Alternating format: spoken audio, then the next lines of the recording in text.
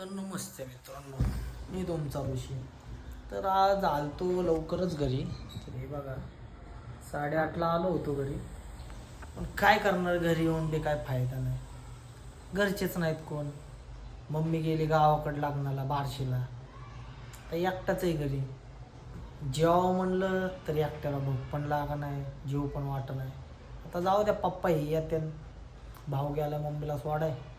ते आल्यानंतर ना बघू, थोडंफार जेवण हे करू. पण एक राव वेगळंच आहे राव, खरंच. माणूस एकटा घरी असला ना, लय बोर होतं राव.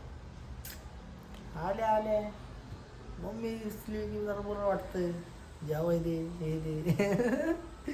पण आता काय करणार, एकटा ते जाऊ दे. एक दिवस येते लगेच मम्मी, त्यात काय तेवढं. मग जरा घरबीर भरल्यावानी वाटेल.